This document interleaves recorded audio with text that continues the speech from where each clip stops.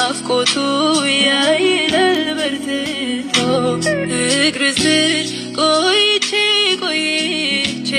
እሰማ ጆሮዬን ከፍቼ አያረጅ አይደበዝዝ ከቶ ናፍቆቱ ያይላል በርትቶ ሌላው ቀርቶ ምናለ ብሰማ ምናለ ሁሉም ቀርቶ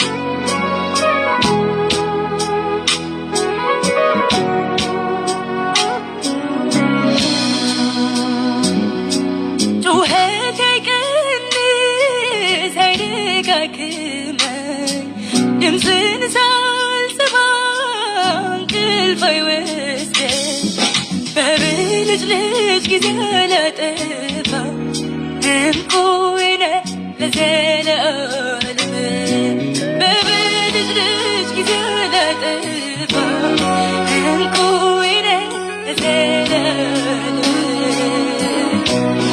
እግር ስር ቆይቼ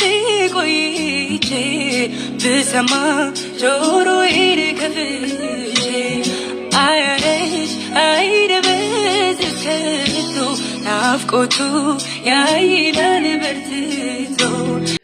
ይህን ነበረ ባለፈው ልል የፈለግኩት። ዛሬ የጸጋ ቁልፎች የሚለውን ያለፈውን የተወሰነ ነጥቦች ልናገር ሳላውቅ ስለ ጸጋ ምንነት ለማስተማር ወደ ኋላ ተመልሻለሁና ጌታ ኢየሱስ የተባረከ ይሁን። የሰማችሁትን እግዚአብሔር ይባርክላችሁ። እንግዲህ መልካም የሆነ አባት በእያንዳንዱ ሰዓት ሁላችንንም ያስተምረናል። ጌታ ይባረክ። እንደዚህ ይላል የጸጋው ቁልፍ ገጽታዎች የሚለውን እንዲሁ ሃይላይቱን ብቻ ነው ማነብላችሁ። አንደኛ ጸጋው በእናንተ ውስጥ የሚሰራው የእግዚአብሔር ጸጋ፣ በክርስቶስ ያገኛችሁት የእግዚአብሔር ጸጋ ምን ቁልፍ ገጽታዎች አሉት።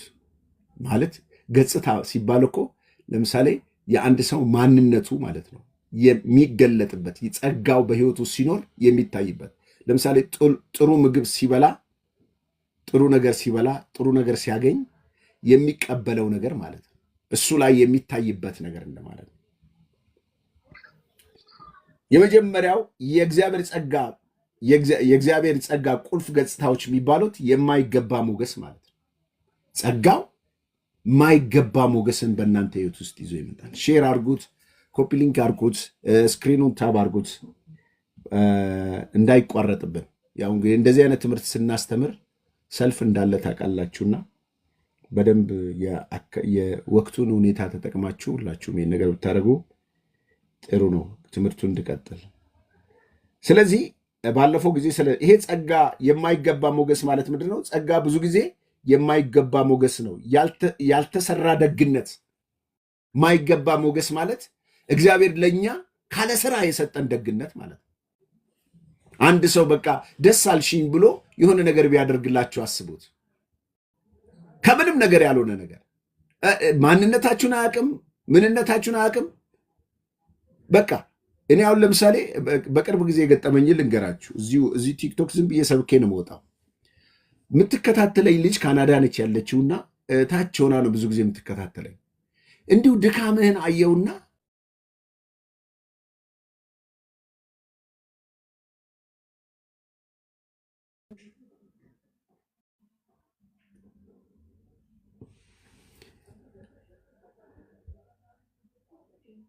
ይሰማል አይደል? መብራት ድንገት ጠፍቶብን ነው። ምልክት ብትሰጡኝ እንደሚሰማ እንደማይሰማ። ይሰማል? ኦኬ። ጠፍቶ ነው መብራት። እሺ። እና ድንገት ያንን ነገር ስታረግ ደነገጥኩ። እኔ እኮ ማንነቷንም አላውቅም። የሆነ ነገርም አንዳንድ ሰው የሆነ ነገር ለማድረግ የሆነ ነገር ይሄዳል። እንደዛም አላደረግኩም። አያችሁ፣ የእግዚአብሔር ጸጋ እዚህ ጋር ቃሉ ምንድነው የሚለው? ይህ ጸጋ ማለት ያልተሰራ ደግነት ማለት ነው። የእግዚአብሔር የማይገባ ሞገስ ማለት ነው። የሆነ ነገር ሰርታችሁ የሆነ ነገር ትጠብቃላችሁ። እኔና እናንተ የተቀበልነው ጸጋ ግን በእግዚአብሔር ምሕረት በእግዚአብሔር ደግነት የተቀበልነው ማለት ነው። ጌታ ይባረክ። ስለዚህ ወንድሞቼ እህቶቼ፣ በዚህ ደስ ሊሰኛችሁ ምንም አልጎደለባችሁ። የሚገርማችሁ ነገር እኔ ክርስቶስን በማመናችሁ የሆነ የጎደለ ነገር የሚሰማችሁ ከሆነ ምስኪኖች ናቸው። ጸጋው ብቃት አለው። እኔ ይሄን ያህል ዘመን ስኖር አንድ ቀንም በእግዚአብሔር ላይ ይሄን ነገር አጎደልክብኝ ብዬ አላማርረውም። እቆጥረዋለሁ ያደረገልኝን ነገር። ይሄን አድርገህልኛል። ይሄን ከሁሉም የሚበልጠውን እኔን ኃጢአተኛው ሰው ማዳነው፣ እኔን ኃጢአተኛው ሰው ለእግዚአብሔር መንግስት ማጫቱ ከስጦታዎች ሁሉ የሚበልጥ ስጦታ ነው። ኢየሱስ ክርስቶስ ጌታ ነው። ሌላው ይሄ ጸጋ ምንድን ነው? ሌላው ገጽታው ሲባል ማዳን ነው። ጸጋው ቅድም ብዙ ጊዜ ስለምንናገረው ጸጋው በእምነት አድኗቸዋል፣ ይህ የእግዚአብሔር ስጦታ ነው እንጂ ከእናንተ አይደለም ይላል። አንዱ ጸጋው የሚታወቅበት ገጽታው አዳኝ ነው። ጸጋው ፈዋሽ ነው። ጸጋው ከምን ይፈውሳል? ከኃጢአት እስራት ይፈታል። እንዴት ተመልከቱ። አንድን ኃጢአተኛ ከጨለማ ወደሚደነቀው ብርሃን የማፍለስ ወደ ፍቅሩ ልጅ መንግስት የማፍረስ አቅም ያለው ምንም አይነት አሰራር የለም። መለኮታዊ አሰራር ምንድን ነው ብትሉኝ ጸጋ ነው። በእውነት ስለ ጸጋ ምንነት ከገባችሁ ድነታችሁ ያስደንቃችኋል። እንዴት ልድን ቻልኩ? እንዴት ኃጢአት ቀረልኝ? እንዴት እንደኔ አይነቱ ወንበዴው ሰው የእግዚአብሔር መንግስት ገባ ብላችሁ ስታስበው ይደንቃል። ስለዚህ በተቻላችሁ መጠን ይህንን እግዚአብሔር የሰጣችሁን ጸጋ እንድታመሰግኑ ይገባል። ይሄ ጸጋ በክርስትና እምነታችን የደህንነታችን ማዕከላዊ ነው። በተለይ እኛ በክርስቶስ አምነን ድነናል ለምንል ሰዎች የድነታችን ይሄ ምንድነው? ስፓይናል ኮርድ ነው፣ ወሳኝ ነው። የዳናችሁበትን አታክፋፉት፣ አታቅሉት። ይህን ድነት ያገኛችሁበት ምንም ጭማሪ የሚለጣጠፍ ልጥፍጥፍ የለውም። በቂ ነው ጸጋው። ልክ አንድ አሜሪካን ውስጥ ወይም የውጭ ሀገር ዜጋ ሆናችሁ የዛ ከተማ የዛ ምድር ቪዛ ከተመታላችሁ ወይም ደግሞ የመኖሪያ ፍቃድ ከተሰጣችሁ በየትኛውም ፖሊስ አትያዙ። በቂ ነው። ምንም ነገር አያስፈልግም። የተመታላችሁ ነገር እንድትኖሩ፣ እንድትሰሩ፣ እንድትከብሩ፣ ምንም እንድትሆኑ። ምናልባት እዚህ ኢትዮጵያ ላይ ያቅታችሁ ይችላል፣ አፍሪካ ውስጥ ውጭ ሆናችሁ ግን መኖር መብት አላችሁ። አያችሁ፣ ጸጋው እግዚአብሔር መንግስት እንድትገቡ በቂ ፍቃድ ነው፣ በቂ ችሎታ ነው። ኃጢአትን ያስተወላችሁ ነው። ፍርድን ያስተወላችሁ ነው። ሰይጣንና ዓለማዊነትን ያስቀረላችሁ ነው። ብቃትን የሰጣችሁ ለእግዚአብሔር መንግስት መዳን ምክንያት የሆናችሁ ነው። እባካችሁ በጸጋው ላይ አታቀሉ።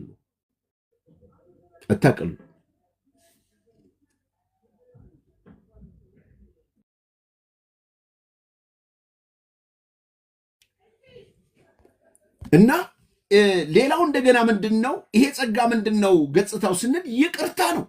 መቼስ ሰው ሚድነው ይቅር ሲባል ነው። ስለ ይቅርታ ስናገር የኃጢአት ስርየት ማለት ነው፣ ማስቀረት ማለት ነው። አያችሁ፣ ይሄ ልክ የኢየሱስ ደም ልክ የዛ የመንጋዎች የበጉ ወይም የኮርማዎች ደም የዛን ኃጢአተኛ ሰው እንደሚከድን እንደሚያስተሰርይለት ይቅር እንደሚልለት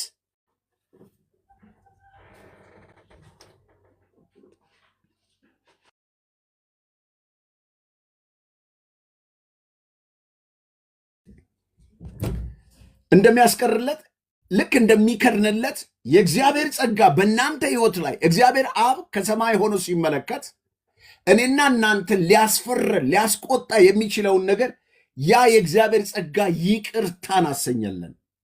ኢየሱስ ክርስቶስ ጌታ ነው። በተለይ ይሄ ቆላሲያስ ምዕራፍ 2 ላይ ስታነቡ ይሄንን ቃል ቁልጭ አድርጎ ይናገራል።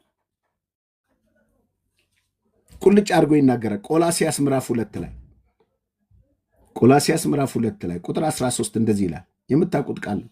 እናንተ በበደላችሁ ስጋችሁ ባለመገረዝ ሙታን በሆናችሁ ጊዜ ከእርሱ ጋር ሕይወትን ሰጣችሁ፣ በደላችሁን ሁሉ ይቅር አለላችሁ። አይገርም? በደላችሁን ሁሉ ይቅር አለላችሁ። በደላችን ይቅር ተብሎልናል ወንድሞቼ እህቶቼ። ይቅር የተሰኘው ነው ደግሞ በምንድን ነው ብትሉኝ፣ በጸጋው ነው። ስለዚህ የጸጋው ባለጸግነት እጅግ ሰፊ ነው። አንዱ ይሄ ነው ማለት ነው። ሌላው እንደገና ደግሞ ይሄ ጸጋው ገጽታው ምንድን ነው ብትሉ፣ ማብቃት ነው። ማብቃት፣ ብቃት መስጠት፣ በእግዚአብሔር ቤት እንድትኖሩ እርሱ እንድታመልኩ በእግዚአብሔር አብ ዘንድ ጸሎታችሁ እንዲሰማ ለእግዚአብሔር መንግስት ብቁዎች እንድትሆኑ ኃጢአተኝነትን፣ ዓለማዊ ምኞትን መካድ እንድትችሉ በስጋ በሕይወታችሁ የሚገጥማችሁ ማናቸውን መከራዎች መቋቋም እንድትችሉ ብቃት የሚሰጣችሁ ጸጋው ነው። ጸጋ ተቀበላችሁ ማለት በእናንተ ሕይወት ውስጥ ምን ገጽታ ይታያል ብትሉ፣ የብቃት ገጽታ ይታያል። ስለዚህ አንዳንዴ የተደረገልንን ነገር ማሰብ ካልቻልን የሆኑ ሰዎች እየነገሩን ያጃጅሉናል። ወንድሞቼ እህቶቼ፣ ስለ ጸጋው ምንነት በደንብ ካላወቃችሁ በስተቀር እኔና እናንተ ፈጽሞውኑ እየተታለልን ነው የምንኖረው። ማንም እንደፈለገው ይነዳናል። አንድ ሚዲያ ያገኘ ሰው፣ አንድ ተሰሚነት ያለው ሰው ስለ ጸጋ ሌላ ትምህርት አስተምሮ ሌላ ሰፈር ይከተናል። ምንም ችግር የለውም፣ ጸጋው ካንተ ጋር ነውና ኃጢአት ብታደርግ ችግር የለውም የዘላለም ሕይወትን ታገኛለህ ብሎ ጸጋን ኃጢአት እንድትሰሩ ላይሰንስ። ይሄ ሮሜ ላይ ምዕራፍ 6 ላይ ስንናገር ጸጋው ስለበዛልን ኃጢአት እናድርግን ይላል ጳውሎስ። በፍጹም አይሆንም ይላል እዛው ጋር ወርዶ። ጸጋ የኃጢአት ላይሰንስ አይደለም ወንድሞቼ እህቶቼ። ጸጋ ኃጢአተኝነትን፣ ዓለማዊ ምኞትን የሚያስኬድ ነው። የጌታችንን የኢየሱስ ክርስቶስ መገለጥ እንድንጠባበቅ የሚያስተምር ነው። ችግር የለውም፣ ዋናው ድነሻል። መንፈስ የዳነው ማንነት ተዘግቷል። ስለዚህ ኃጢአት ፔኔትሬት አድርጎ አይገባም። ስለዚህ ከዚህ የተነሳ የዘላለም ሕይወትን ታገኛለህ፣ ችግር የለውም እየተባለ የሚኖርበት ትምህርት አይደለም ጸጋው። እንዲህ ብሎ የሚያስተምር ትምህርት የክህደት ትምህርት ነው፣ ኑፋቄ ነው ወገኖቼ። ከጸጋ ውጪ ኃጢአትን በኋላ ላይ እኮ ዕብራውያን ምዕራፍ 10 ላይ ይህንን ጸጋ ያክፋፉ ሰዎችን እንዴት እንደሚጠይቁ ስለ ጸጋ ምንነት አቅልለን ምናይ ከሆነ ዕብራውያን ላይ እንደዚህ የሚል ቃል አለ ወንድኖቼ፣ ያስጠነቅቃል። ምንም ችግር የለውም የሚባል ነገር የለም። ታስታውሳላችሁ፣ ምንም ችግር የለውም ያለው ኤሳው መጨረሻ ላይ ተግቶ ቢፈልገው እንዴት ያንን እድል እንዳጣ ይናገራል። የእግዚአብሔር ጸጋ ከፍ ይልና ቁጥር 14 ከሰው ሁሉ ጋር ሰላምን ተከታተሉ፣ ትቀደሱ ዘንድ ፈልጉ፣ ያለ እርሱ ጌታን ሊያይ የሚችል የለም ይላል። ያው ትቀደሱ ዘንድ ፈልጉ፣ ያለ እሱ ጌታን ማየት አይቻልም። ቀጥሎ ቁጥር 15 ዕብራውያን ምዕራፍ 12 ቁጥር 15 የእግዚአብሔር ጸጋ ለማንም እንዳይጎለው። ኦኬ፣ ይጎላል ማለት ነው። የእግዚአብሔር ጸጋ ለማንም እንዳይጎለው ብዙዎችን የሚረክሱበት አንድ መራራ ስር ወደ ላይ በቅሎ እንዳያስጨንቅ ሴሰኛ የሚሆን እንዳይገኝ። ጸጋውን የሚገል ማለት ጸጋ አይሞትም፣ ግን ምንድነው በእኔና በእናንተ ውስጥ የሚሰራውን የእግዚአብሔርን ጸጋ እንዳይቀጥል፣ እንዳይሰራ፣ አክቲቭ ሆኖ በሕይወታችን ውስጥ እንዳይሰራ የሚያደርገው በኃጢአት በውስጣችን በተመረዘ መራራ ስር በቅሎ እያስጨነቀ ሴሰኛ የሚሆን ሰው እንዳይገኝ ይልና እንዴት ስለ ሴሰኛነት እድሉን የጸጋን ምንነት ሳያውቅ ወይም ደግሞ አቅልሎ የወደቀን ሰው ያስታውሰናል። እንደዚህ እያለ ወይም ስለ አንድ መብል በኩርናውን እንደሸጠ እንደ ኤሳው ለዚህ ዓለም የሚመች ሰው እንዳይሆን ተጠንቀቁ። ጸጋ አለ ለምትሉ ሰዎች፣ ችግር የለውም ለምትሉ ሰዎች፣ ለዚህ ዓለም የሚመች ማንነት ይዘህ ቀጥላለሁ ብትለኝ እኔ አልሰማም። እንደዚህ አይነት ትምህርት አላምንም። ስለዚህ ይሄ ሰው ችግር የለውም ብሎ ቁጥር 17 ላይ ከዛ በኋላ በረከቱን ሊወርስ በወደደ ጊዜ እንደተጣለ ታውቃላችሁ። ጸጋው ሲጎድል ስለ ጸጋ ነው እያወራ ያለው። በእንባ ተግቶ ምንም ቢፈልገው ለንስሐ ስፍራ አላገኘም። ስለዚህ ማንም ጸጋ እንዳይጎልበት ወንድሞቼ እህቶቼ፣ እግዚአብሔርን በሕይወታችሁ ማየት እንድትችሉ እግዚአብሔር ኃጢአትን እምቢ የምትሉበት፣ ዓለማዊነትን እምቢ የምትሉበት፣ ከንቱ ክርስቶሳዊ ያልሆነ ልምምድ የምታደርጉትን እኮ ለእግዚአብሔር ክብር አድርጉን ነው የሚለው። ሰው ሲጠጣ፣ ዝሙት ሲሰራ፣ ሲዋሽ እውነት እኛ የክርስቶስ አካል ነን ካልን ክርስቶስ ይዘሙታል፣ ክርስቶስ ይጠጣል፣ ክርስቶስ ይቅማል፣ ክርስቶስ ይሰርቃል፣ ክርስቶስ ወንድሙን ይረግማል፣ ክርስቶስ ወንድሙን ይሳደባል። ያ የክርስቶስ አካል ነን ካልን ክርስቶስ ማያደርገውን አንተ እንድታረግ የሚፈቅድልህ ላይሰንስ የለም። ስለዚህ ይሄ ጸጋን እንዳናክፋፋው በጌታ ፍቅር አበረታታቸው። ሌላው ይሄ ጸጋ ምንድን ነው ገጽታው ስንል ፍቅርና ርኅራኄን ይዞልን ይመጣል። ፍቅርን ያፈስልናል፣ ርኅራኄን ያፈስልናል። እግዚአብሔር እኛን በሁለንተናችንን እንግዲህ ይሄን ነው። ሌላው እንደገና ሁለንተናዊ መስዋዕትና መባ። ይሄ ማለት ምንድን ነው? ጸጋው አንዱ ሌላ ምን እንደሚያደርግ ታውቃላችሁ? ይህን ተናግሬ ጨርሳለሁ። ያለፈውም እዚህ ጋር ነው የቆምኩት። ምንም ማድረግ አይቻልም። እንግዲህ ያልሰማችሁት እንድትሰሙ ውስጣችሁ እንዲቀር ስለተፈለገ ነው። ይሄ ራስን መስዋዕት እንድናደርግ ያደርገናል ጸጋው ለእግዚአብሔር። ብዙ ሰው አሁን ራሱን ሳይሰጥ ሊያገለግል ይችላል። ጳውሎስ ደግሞ አገልግሎትን ከመሰጠት ጋር እንደሆነ ይናገራል። 12 ቁጥር 2 ላይ ጭራሽ ለመስዋዕት ከታረደ እንስሳ ጋር ከታረደ መስዋዕት ጋር ለእግዚአብሔር ደስ የሚያሰኝ ሽታ እሱን አድርጎ ነው የሚያቀርበው። 12:1 ላይ ሮሜ 12:1 ላይ እንግዲህ ወንድሞች ሆይ ሰውነታችሁን እግዚአብሔርን ደስ የሚያሰኝ ሕያውና ቅዱስ መስዋዕት አድርጋችሁ ታቀርቡ ዘንድ በእግዚአብሔር ርኅራኄ እለምናችኋለሁ፣ እርሱም ለአእምሮ የሚመች አገልግሎታችሁ ነው ይላል። አያችሁ፣ አገልግሎት ራስን መስዋዕት ከማድረግ ነው። ይሄ ጸጋ አንዱ ባህሪ ልክ በሸላቶች ፊት ዝም አለ ይላል አይደለ ክርስቶስ። ለመሆኑ እስቲ አንድ ጥያቄ ልጠይቃችሁ፣ ባትመልሱልኝም እንዲሁ ራሴ ጠይቄ ልመልስ። ክርስቶስ የተቀበለው መከራ በጸጋ እንደሆነ ታውቃላችሁ? እንደዛ በሰላቾች ፊት፣ በሚገሉት ሰዎች ፊት እኔና እናንተን ወደ ክብር ለማምጣት ሲል ክርስቶስ ስለ እኛ መከራን ተቀብሏል። ምን ይላል? ይህንም መከራ ደስ የሚለኝ በደንብ አዳምጡኝ። ክርስቶስ እንኳን መከራን ሲቀበል ስለኛ በጸጋ ነው። በጸጋ ነው። ከየት አመጣኸው ብትሉኝ ይኸው ዕብራውያን ምዕራፍ 2 ቁጥር 9 ላይ ነገር ግን በእግዚአብሔር ጸጋ ስለ ሰው ሁሉ ሞትን ይቀምስ ዘንድ ይላል። በእግዚአብሔር ጸጋ ነው ሞትን የቀመሰው። ስለማን? ስለ እኔና ስለ እናንተ። እንዴት ብትሉ ከመላእክት በጥቂት አንሶ የነበረው ኢየሱስን ከሞት መከራ የተነሳ የክብር ምስጋና ዘውድን ተጭኖለታል ይልና ለምንድን ነው ስለ እኛ መከራን የተቀበለው? በጸጋ ክርስቶስ።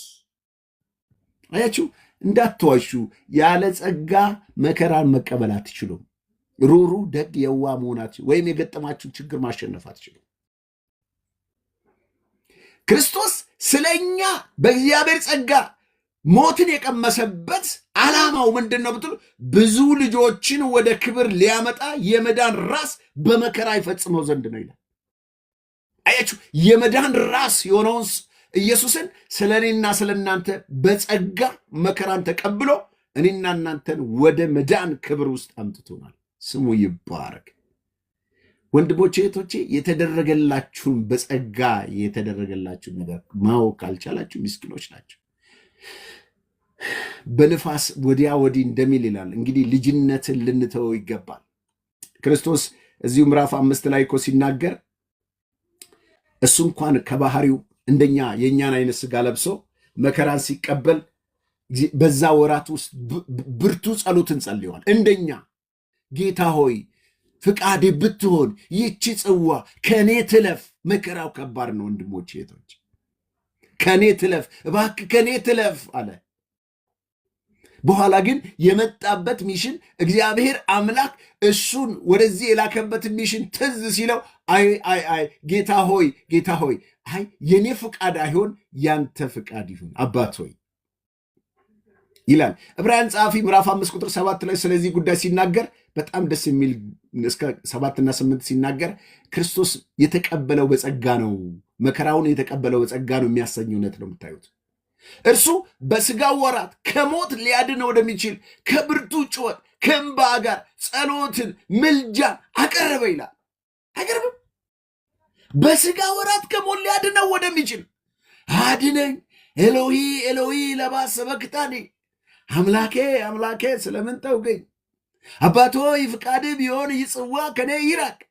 እርሱ ክርስቶስን የተፈታተነ መከራ እንዴት ሆናችሁ ነው እናንተዬ ካለ ጸጋ እናንተ ክርስትና የምትገፉት? አቀለሉብን እኮ የውሸት ትምህርት እየተማረ ትበለጽግ ያለሽ ትበር ያለሽ ከረሜላ ይገዛላል እያሉን ማለት ነው። እግዚአብሔር ማስተዋልን ይስጥን። ያን ቃል በዚህ ዘመን እባካችሁ ወደዚህ ቃሉ ስማ የምትመጡ ሰዎች እባካችሁ ልባችሁን ለእግዚአብሔር ቃል ክፈቱ። ይብቃን። ማረፊያ እንዳጣች ከአንደኛው ቲክቶክ ወደ አንደኛው ቲክቶክ መዞር ስክሮል እያደረግን ህይወታችን ያለ ጸጋ ባዶ ተንበርክከን እንኳን መጸለይ ማንችል ሰዎች ይሆናል። ወንድሞች እህቶች ይልና ምን ይላል? በብርቱ ከእንባ ጋር ቀረበ፣ እግዚአብሔርን ስለ መፍራቱ ተሰማለት ይላል። ምንም ልጅ እንኳን ቢሆን አቤት የኔ ወዳጅ፣ ምንም ልጅ እንኳን ቢሆን ከተቀበለው መከራ መታዘዝን ተማሪ ነው። ከተቀበለው መከራ አይገርምም? ከተቀበለው መከራ መታዘዝን ተማረ። የተቀበለው መከራ ይፈጽመው ዘንድ እግዚአብሔር እርሱን ብቃት የሰጠው አቅም የሰጠው ጉልበት የሰጠው ጸጋው ነው። እግዚአብሔር በሱ ያለውን ፕሮግራም እንዲፈጽም ያደረገው ለዛ ነው። እንግዲህ ይሄ የጸጋው ባለጠግነት የሚለው ሐረግ በአዲስ ኪዳን መጽሐፍ ቅዱስ ውስጥ በተለያይም በኤፌሶን መጽሐፍ ውስጥ የሚገኝ ኃይለኛና ጥቅል ሐሳብን ነው የሚያሳይ። በተለይ የኤፌሶን መጽሐፍን ስታጠኑት የጸጋውን ባለጠግነት ነው የምታዩት። ቅድም አንብቤላችኋለሁ። ስለዚህ እግዚአብሔር የጸጋው እጅግ ግዙፍ እና ወሰን የሌለው ተፈጥሮ ይናገራል። ጸጋ ውስጥ ያለው ፓኬጅ እኔ አስተምሬው አልጨርሰውም ወንድሞች። እኔ ለብዙ ሰው አስተምሬያለሁ። በቃ ከዛ ጊዜ ጀምሮ ጸሎታቸው የተቀየረ፣ አገልግሎታቸው የተቀየረ፣ ክርስትናቸው መመላለሳቸው የተቀየረ፣ ረጋ ብሎ ተረጋግተው ጌታን እያመሰገኑ የሚኖሩ ብዙ ሰዎች አጋጥሞኛል። እኔ ያለሁበት አጥቢያ ላይ ቆላሲያስ የሚባለው መጽሐፍ አስተምራለሁ። ቃሉን ስማ የሚባል ቲክቶክ አለኝ። እዛ ላይ ቃሉን ስማ ገብታችሁ ትምህርቱን እሱን የቆላሲያስን መከታተል ትችላላችሁ። ይህም ትምህርት አለ የጸጋ ባለጠግነት የሚልና በኦዲዮ ስላለ በጽሁፍም መከታተል ትችላላችሁ። ስለዚህ ከጸጋው ባለጠግነት ውስጥ ጸጋው ባለጠግነት የሚለውን ላብራራላችሁና ቀጥታ ወደ ጸሎት እንሄዳለን። የጸጋው ባለጠግነት ብንን የጸጋው ሀብት ማለት ነው። ባለጠጋ ሀብት፣ ጸጋው የተሸከመው ሀብት። አንድ ወይን ግንድን ብታዩት ዓመቱ ሲሞላ በወይን ግንዱ ላይ ያሉት እነኛ የበሰሉት ዘለላዎቹ ገበሬውን ሀብታም እከሌ እኮ ሀብታም ነው ቢባል በወይኑ እርሻው ላይ በግንዶቹ ላይ ያሉ ዘለላዎች ሲታዩ እጅግ ብዙ ናቸው፣ የሚጣፍጡ ናቸው፣ ባለጠጋ ያሰኛል። ስለዚህ የጸጋው ሀብት ማለት በክርስቲያን ስነ መለኮታዊ ውስጥ ብዙ ጊዜ የሚዳሰስ ጽንሰ ሀሳብ ነው። ብዙ በዚህ በጸጋው ጉዳይ ላይ ብዙ ትምህርቶች አሉ። ብዙ ከውጭ እስከነ ጆን እነኚህ የተለያዩ አስተማሪዎች አሉና እነ ኬነት ሃገን እነ ኬነት ኮምፕላንት የሚያስተምሩት ትምህርት አለ። ሌሎችም አሉ በጣም ከባባድ ትምህርት የሚያስተምሩ። ስለዚህ በእነዚህ ትምህርቶች ውስጥ ወደፊትም እግዚአብሔር እድል ሰጥቷችሁ የትምህርት ቤት ገብታችሁ የምትማሩበት እድል እንዲኖራችሁን ያበረታታሉ። ምክንያቱም እግዚአብሔርን ቃል በትክክለኛ መረዳት የምትችሉት እንዲህ በሰማችሁት ብቻ ሳይሆን ቁጭ ብላችሁ ስትማሩም ጭምር። ስለዚህ እግዚአብሔር ላማኞች የሰጠው የተትረፈረፈ የማይለካ ጸጋን ያመለክታል። የጸጋ ባለጠግነት ማለት የማይለካ። እስቲ ቁጠሪ ብትባይ ስንቱ ቆጥረ ትጨርሻለሽ? ስንቱ ቆጥረ ትጨርሳለህ? እግዚአብሔር ለአንቺ ያደረገው የጸጋውን ባለጠግነት። ይህ ጸጋ በበርካታ የመጽሐፍ ቅዱስ ምንባቦች ውስጥ ጎልቶ ይታያል። ለምሳሌ ኤፌሶን 1:7 ላይ ይህንኑ ይናገረ የጸጋ ባለጠግነት ይላል ራሱ ቃል በቃል ኤፌሶን 1:7 በውድ ልጁ እንደ ጸጋው ባለጠግነት መጠን ይላል። አያችሁ፣ በደሙ የተደረገ ቤዛነት አገኘን፣ እርሱ የበደላችን ስርየት ነው ይላል። አያችሁ፣ የበደላችን ስርየት ሁሉ የተገኘው ቤት ነው እንደ ጸጋው ባለጠግነት። የጸጋው ባለጠግነት በእኔና እናንተን ቤዛነትን እንድናገኝ የኃጢአት ይቅርታን እንድናገኝ በደላችን ስርየት እንዲያገኝ ያደረገ ነው ጸጋው፣ የጸጋው ባለጠግነት። ስለዚህ ጸጋው የእግዚአብሔር ክብር መገለጫ ሆኖ ይታያል። ይህ ጸጋ እግዚአብሔር የሚባለውን አባታችንን አምላካችንን እንድንሰግድለት ሁሌ እንድናመሰግነው የሚያደርገን ነው ጸጋው። ምክንያቱም አሁን የሆነ አገራችሁ ላይ ይሄ አሁን የመጣው ከትራምፕ ጋር የመጣው ባለሀብት እኮ በምርጫ እንኳን አልተወዳደረም። አይገርማችሁም ወገኖች? ምርጫ እንኳን ትራምፕ ባለው ፓርቲ ውስጥ እንኳን የለም። ብሩ ግን እዛ ዋይት ሃውስ አስገባው ማለት ነው። ሀብቱ አስገባው። ስለዚህ አንቺና እኔ ጋር አንተ ጋር ያለው ጸጋ ይኸውልህ የትኛውንም ዓለም አክሰስ ማድረግ ምንችልበት፣ ሰይጣንን ስራ ምናፈርስበት፣ መንፈሳዊን ዓለም ምንገዛበት፣ ሰማያውን ዓለም ምንገዛበት፣ ይኸውላችሁ በችግሮች ላይ፣ በጨለማ ላይ፣ በርኩሰት ላይ፣ በአመፅ ላይ እንደገና በሰማይ ያለውን በረከት ሁሉ ከዛ ጋር ኮኔክት እንድናደርግ ጠላቶቻችንን ማስገዛት፣ ኃጢአትን ማስገዛት ምንችልበት ብቃት የምናገኘው ጸጋው ነው። ለሰው ልጆች እግዚአብሔር የተትረፈረፈ የሰጠው በረከት ነው ጸጋው። ኧረ እንደው እልል የሚያሰኝ እኮ ነው እናንተዬ፣ እልል የሚያሰኝ ነው። የሆነ ሀብታም እንደሆናችሁ አይሰማችሁም? ባለጠግነት እኮ የጸጋው ባለጠግነት ይሄ ነው። ሀብታም እንደሆናችሁ አይሰማችሁም? ጸጋው እንዴት አድርጎ እንደሚያሞቃያችሁት እግዚአብሔር በእናንተ ህይወት ውስጥ የጨመረው ያደረገውን ነገር ስታስቡት ተቆጥሮ አያልቅም። የተትረፈረፈ እግዚአብሔርን ማንነቱን የሚገልጽ ነው። ቀጥሎ ምናል? ይህ ጽንሰ ሐሳብ ወሰን የለሽ ልግስና፣ የማይገባንን ሞገስን፣ ይቅርታን፣ ምሕረትን፣ ቸርነትን ማለት ነው የጸጋው ባለጸግነት። እኔ እውነት ይሄ ካልገባችሁ በጣም አዝናለሁ። ከዚህ በላይ የጸጋ ባለጠግነት። ስለዚህ የጸጋው ብልጽግና የሚያጎሉበት በጣም ብዙ ቁልፍ ነገሮች አሉ። እንግዲህ ይህን የጸጋውን ባለጠግነት ስናወራ የባሰ ምንድነው ውስጡ ያለው የምትለው እንድትጓጉ ያደርጋቸዋል።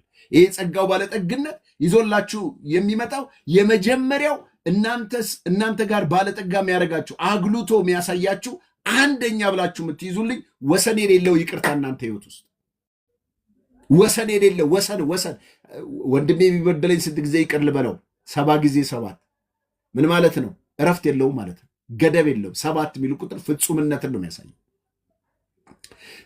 ስለ ይቅርታ አትቸገሩም። እግዚአብሔር እናንተን ይቅር ለማለት አትቸገሩም። እናንተ ውስጥ የገባው ጸጋ፣ እናንተ ውስጥ የሚሰራው ጸጋ በይቅርታ ጉዳይ ወሰን የለውም ማለት ነው የጸጋው ባለጠግነት። ሌላው ደግሞ ምንድነው? ቅድመ ሁኔታ የሌለው ፍቅር። ቅድመ ሁኔታ አንኮንዲሽን የሆነ ፍቅር ማለት ነው። እግዚአብሔር አንቺን ለመውደድ ምክንያት የለውም። እንዲያው በጸጋው ይወዳቸዋል።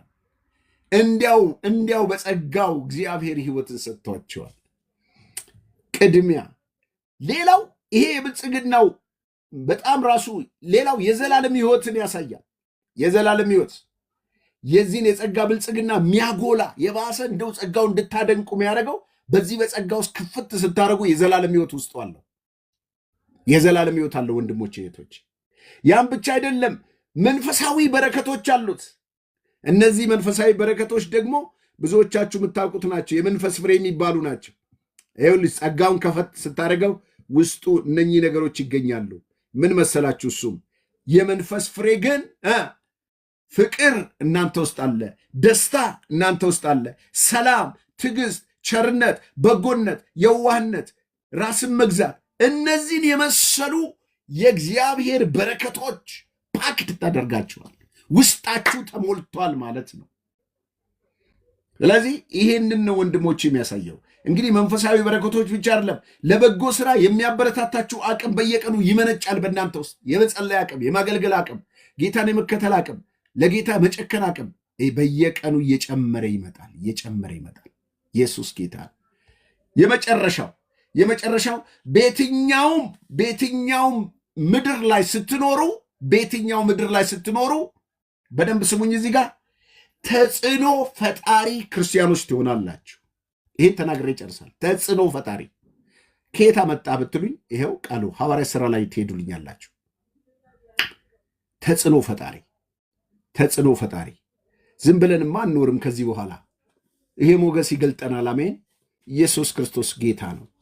በየቀኑ በአንድ ልብ ሆነው በመቅደስ እየተጉ በቤቶቻቸው እንጀራ ይቆርሱ ነበር ይላል። በደስታም በጥሩ ልብ ምግባቸውን ይመገቡ ነበር ይላል። እግዚአብሔርን እያመሰገኑ አዳምጡኝ፣ በሕዝቡ ሁሉ ፊት ሞገስ ነበራቸው ይላል። ሃሌሉያ። ታዲያ ሞገስ ያለበት ቦታ ላይ ጌታን ተቀበል ብለህ በላውድ ስፒከር በዚህ በሞንቶርቮ የሰው ጆሮ አትበሳም። ጌታን የሚድኑትን ዕለት ዕለት በእነርሱ ላይ ይጨመር ነበር። በሌላው ላይ ተጽዕኖ የሚያሳድር ክብር። ይሄ ጸጋ እናንተ ላይ ሲወድቅ ወንድሞቼ እህቶቼ ብዙዎችን ትማርካላችሁ። ልጨምርላችሁ እንደዚህ ይላል። ወይ ጉድ! ብዙ ወገኖች ዘካርያስ ምዕራፍ 8:22 ጀምሮ ብዙ ወገኖች ኃይለኞች አሕዛብ በኢየሩሳሌም የሰራዊት ጌታ እግዚአብሔርን ይፈልጋሉ፣ እግዚአብሔርን ይለምኑ ዘንድ ይመጣሉ ይልና የሰራዊት ጌታ እግዚአብሔር እንዲህ ይላል። የሰራዊት ጌታ እግዚአብሔር እንዲህ ይላል፣ በዚያ ዘመን ከአሕዛብ ቋንቋ ሁሉ 10 ሰዎች የአንዱን አይሁዳዊ ሰው ልብስ ዘርፍ ይዘው እግዚአብሔር ከአንተ ጋር እንዳለ ሰምተናል፣ ከአንተ ጋር እንሂድ ይላሉ ይላል። አየህ፣ ጮኸ ሳይሆን ራሱ እባክህ እግዚአብሔር ከአንተ ጋር አለ። አንቺ ጋር ስትጸልይ እግዚአብሔር ይሰማል። አንቺ ቤት ሰላም አለ፣ አንተ ቤት በረከት አለ። ስለዚህ እባክህ አንተ በምትሄድበት ልሂድ ይላሉ ይላል። ያ ሞገስ በእናንተ ላይ እንዲፈስ በሁሉ አቅጣጫ ተጽዕኖ ፈጣሪዎች እንድትሆኑ የሚያደርጋችሁ ይሄ ሞገስ ነው። ይህን ተናግሬ የመጨረሻ ጥቅስ አንብቤ ጨርሳለሁ። የነፃ አውጪ እንደዚህ ላይ ቁጥር ስለ እስጢፋኖስ በደንብ ስሙኝ። ሐዋርያት ሥራ ምዕራፍ 6 ቁጥር 8 ላይ እስጢፋኖስ ጸጋና ኃይልን ተሞልቶ ይላል። አያችሁ፣ ጸጋው በእናንተ ሕይወት ላይ ምን ይዞ ይመጣል ብትሉ ጸጋው ኃይልን ተሞልቶ በሕዝቡ መካከል ድንቅና ታላላቅ ምልክት ያደርግ ነበር። አያችሁ፣ እናንተ የተሞላችሁ ጸጋ አንደኛ ምን ይዞላችሁ ይመጣል መሰላችሁ? ይህ ጸጋ ኃይልን ተሞልታችሁ በእግዚአብሔር ፊት ድንቅና ታምራት እንድታደርጉ ያደርጋችኋል። የነፃ አውጪ ከተባለችው ምኵራብ ከቀሬናው ከእስክንድሮስ ሰዎች ከኪልቅያስ ከእስያ ከነበሩ አንዳንዶችም እስጢፋኖስን ይከራከሩት ነበር ይላል። ይናገርበት የነበረው ጥበብና መንፈስ ይቃወሙ ዘንድ አልቻሉም ይላል። አያችሁ፣ ይሄ ጸጋ የተሞላ ሰው በእግዚአብሔር ፊት ካለው የተነሳ በእጆቹ ላይ ድንቅና ታምራት ሲሆን ነበረ። ስለዚህ የጸጋ ሙላት በሕይወታችሁ ታምራት እንዲሆን ያደርጋል፣ ሞገስ እንዲፈጥር ያደርጋል። ስለዚህ ወንድሞቼ ጸጋው በእናንተ ላይ አክቲቭ ሆኖ ሲሰራ በእንደዚህ አይነት መንገድ ራሱን ያስተዋውቃል።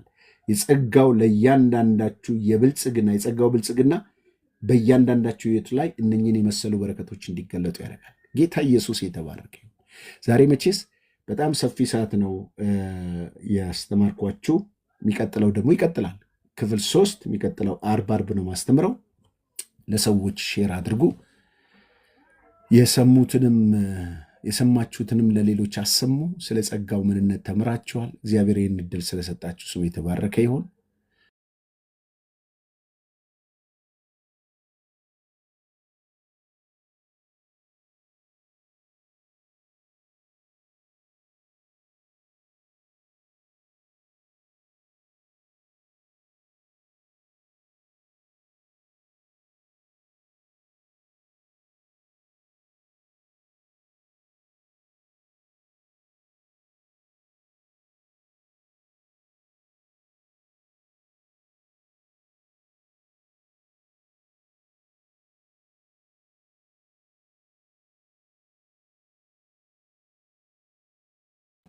ጌታ ኢየሱስ ይባረክ።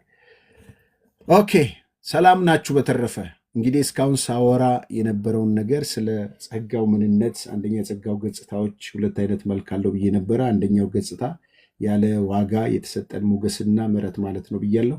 ሁለተኛው ገጽታ ደግሞ በእኛ ውስጥ የሚፈሰው የእግዚአብሔር ኃይልና ችሎታን የሚያመለክት ነው። ይህ የጸጋው ባለጸግነት የሚገለጡበት ቁልፍ ገጽታዎች የማይገባ ሞገስ ብለናል፣ መዳን ብለናል፣ ይቅርታ ብለናል፣ ብቃት ብለናል እና ፍቅር እና ርኅራኄ ብያለሁ። ከዛ ውጭ ደግሞ ይሄ ጸጋ ባለጠጋ ነው የሚለውን ስተረጉምላችሁ የጸጋው ባለጠግነት ማለት ምን ማለት ነው ስል ይህንን የጸጋው ባለጠግነት ማለት እግዚአብሔር ለአማኞች የሰጠው የተትረፈረፈ የማይለካ ጸጋ። ይህ ጸጋ በእያንዳንዳችን ህይወት ውስጥ እግዚአብሔር አብዝቶ በእኛ ውስጥ የገለጠው ሀብት እንደሆነ አይተናል። ስለዚህ የጸጋው ብልጽግና የሚጎሉባቸው የሚደምቅበት ስታወሩ ስለ ጸጋ እንድትደነቁ የሚያደርጋችሁ ምንድነው? ጸጋ ውስጡ ወሰን የሌለው ይቅርታ አለው፣ ቅድመ ሁኔታ የሌለው ፍቅር አለው፣ የዘላለም ህይወት አለው፣ መንፈሳዊ በረከቶች አሉት፣ ለበጎ ስራ መበርቻ ያደርጋል። ሌላው ደግሞ ተጽዕኖ ፈጣሪ እንድትሆኑ ያደርጋል። ይህንን በተመለከተ ነው ዛሬ ያስተማርኳችሁ። ስለዚህ በዚህ ላይ የምትሉት ነገር ካለ እድሉን ለእናንተ እሰጣለሁ። አሁን ጊዜው የእናንተ ነው። የዚህ የቃሉን ስማ ፕላትፎርም አንዱ ምንድነው? ቃሉን ማስተማር፣ የተማርነው መነጋገር፣ ከዛ በኋላ መጸለይ ነው። ሶስቱ ሂደቶች ግዴታ ነው እና ምናልባት ሳትቸገሩ እኔ የተለየ ውስጣችሁ ተሰምቶ ማውራት ትችላላችሁ። ግን የምፈልገው ምንድነው? ዛሬ በዚህ ክፍል ውስጥ በተማራችሁ ትምህርት ውስጥ እግዚአብሔር ምን ተናገራችሁ፣ ምን ቀረላችሁ የሚለውን መስማት እንዳስተማሪ እንግዲህ የጮኩት እናንተ ላይ ስለሆነ ሌላው መንገድም እየሄደ የሰማ አለ። እናንተ ቁጭ ብላችሁ የሰማኝ ሰዎች ምን ቀረላችሁ የሚለውን ነገር መስማት ግድ ነውና ጌታም ይከብራል በእናንተ ቤት ውስጥ። ተባረኩልኝ። ከዜዶ ልጀምር። ዜዶ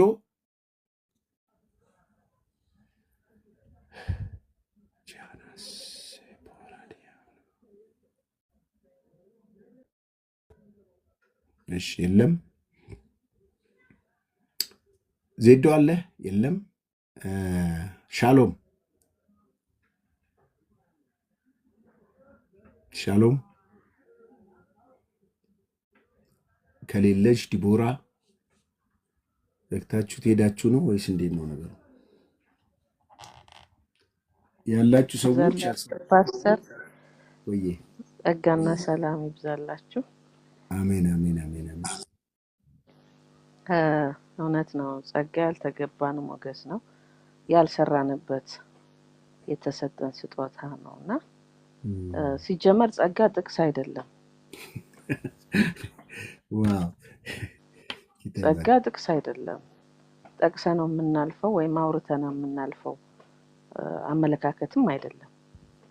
ጸጋ መንፈስ ነው። yes ጸጋ አእምሮን ያልፋል። ጸጋ ህይወት ነው።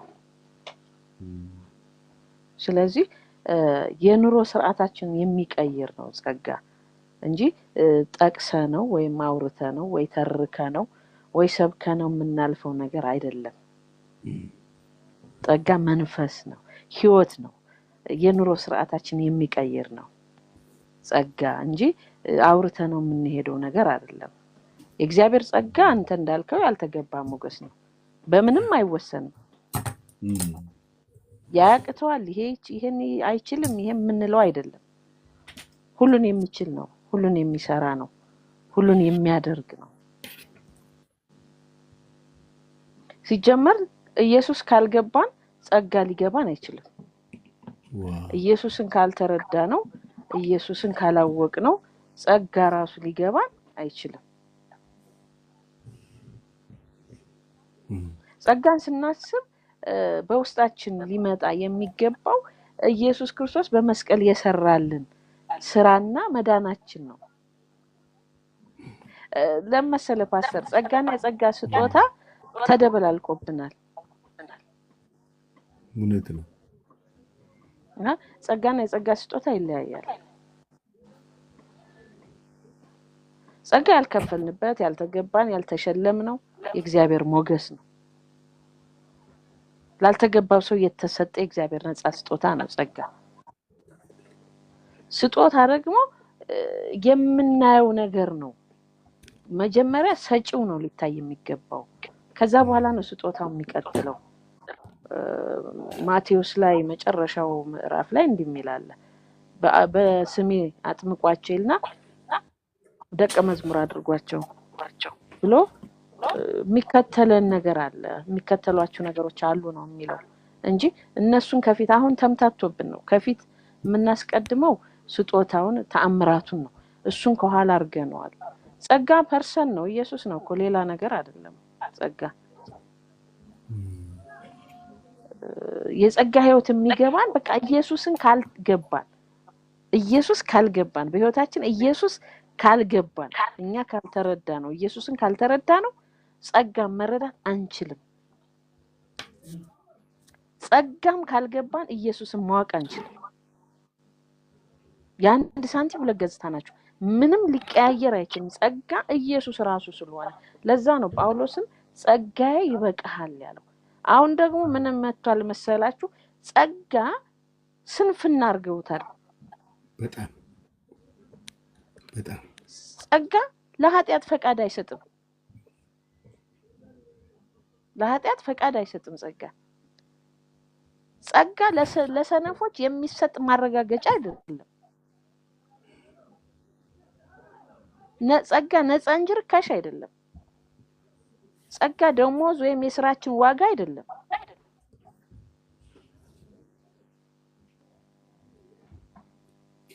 ለዛ ነው ሮሜ 6:14 ላይ ኃጢአት አይገዛችሁምና ከጸጋ በታች እንጂ ከሕግ በታች አይደላችሁምና ይለዋል።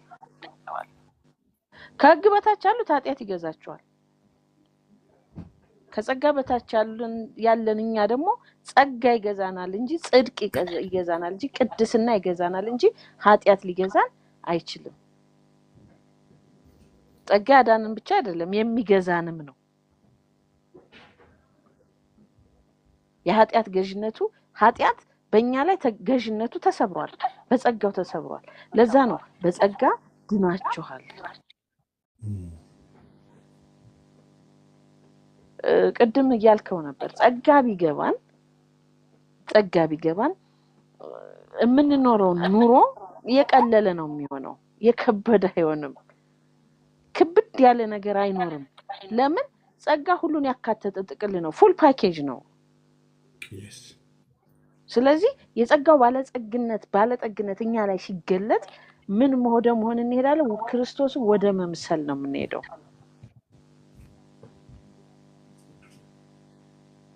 ሮሜ 3:24 እንደዛ ነው የሚለው። በኢየሱስ ክርስቶስ በሆነው ቤዛነት በኩል እንዲያው በጸጋው ይጸድቃሉ ይላል እና ከጸደቅን በክርስቶስ የምንጸድቀው ጽድቅ የጸጋ ስጦታ ከሆነ በጸጋው ስለሆነ የምንጸድቀው ምንድነው የምንሆነው? ጻድቅ ወደ ሆነው ወደ ክርስቶስ ወደ መምሰል እየቀረብን ስንሄድ ነገሩ ሁሉ እየቀለለን ይሄዳል ማለት ነው።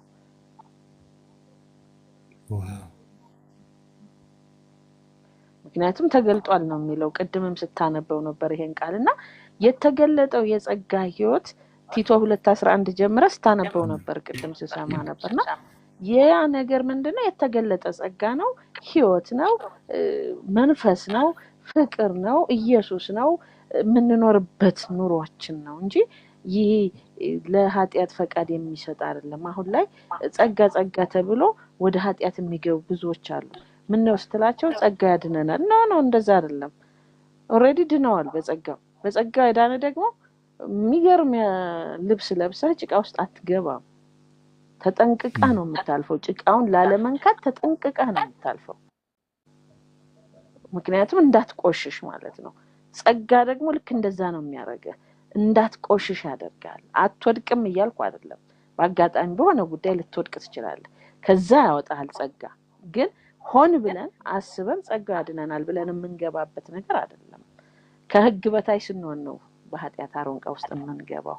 ከጸጋ በታች ከሆነን ግን ኃጢአተኛን ሊያቀን እኛም ኃጢአትን ልናውቀው አንችልምና ጸጋ ያደረገን ያዳነን በዚህ መንገድ ነው ብዬ ነው የተረዳሁት። ጸጋ ይብዛልህ። ጌታ ኢየሱስ ይባርክህ። አሜን አሜን አሜን አሜን አሜን። ይታብዝቶ ይባርክሽ። እኔ ተባረኪ። ደስ የሚል መገለጣ ነው። ኦኬ ቅድስት ወይም ሮሚ አለሽ? ቅድስት ሻሎም አይመቸኝም እያለች ነው። ሮሚ ወይም ደግሞ ቅድስት እሺ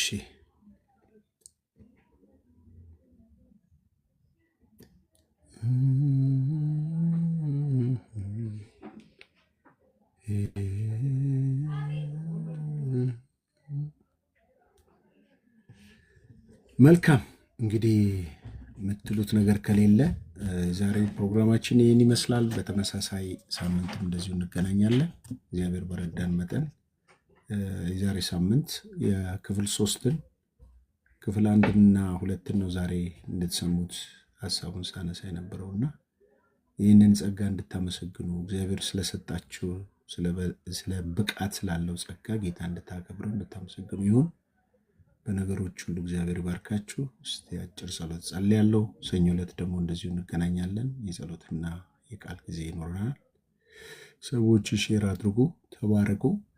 እግዚአብሔር አምላካችንና አባታችን በጌታ በኢየሱስ ክርስቶስ ስም ስለነበረን ስለዚህ ድንቅ ሰዓት እናመሰግናለን። የጸጋን ባለጠግነት ምንነት እንድናውቅ እንድንረዳ ጥልቅ አድርገን ውስጣችንን እግዚአብሔር ሆይ የሰጠህንን በረከታችን እንድንቆጥር እድል ስለሰጠን ስም ይባረክ። ይህን ትምህርት በሰሙት ሁሉ ላይ ክርስትናቸው በጸጋ እንዲሆን፣ ልምምዳቸው በጸጋ እንዲሆን፣ መውጣት መግባታቸው በጸጋ እንዲሆን፣ አንዳችን በሕይወታቸው እንዳይጎልባቸው እድሜያቸውን፣ ዘመናቸውን፣ ኑሯቸውን ሁሉ አንተ ባርክላቸው። ከሚታየው ከማይታየው ክፉ ነገር ሁሉ በጸጋ አሻፍናቸው። ሕይወታቸውን እግዚአብሔር እያሳደደ በተለያየ መንገድ ነገራቸውን ለማበላሻት በተሳሳተ የውሸት እውቀት አይምሯቸውን ይዞ ለማይረባ ነገር ታልፎ እንዳይሰጡ ከጸጋ የተነሳ እንድትጠብቃቸው እንድትጋርዳቸውን የጸልያለሁ። እግዚአብሔር የሰሙትን ሁሉ ከዚች ቀን ጀምሮ በሕይወታቸው ፍሬያማ የሆኑ በኑሯቸው፣ በትዳራቸው፣ በስራቸው ውጤታማ የሆኑ መውጣት መግባታቸው ሁሉ የተባረከ ይሁን። አሜን። ኢየሱስ ክርስቶስ ጌታ ነው። ተባረኩልኝ። ጌታ ይባርካችሁ። ስለነበረን ጊዜ እግዚአብሔር ይባርካችሁ። ተባረኩልኝ። ቻው።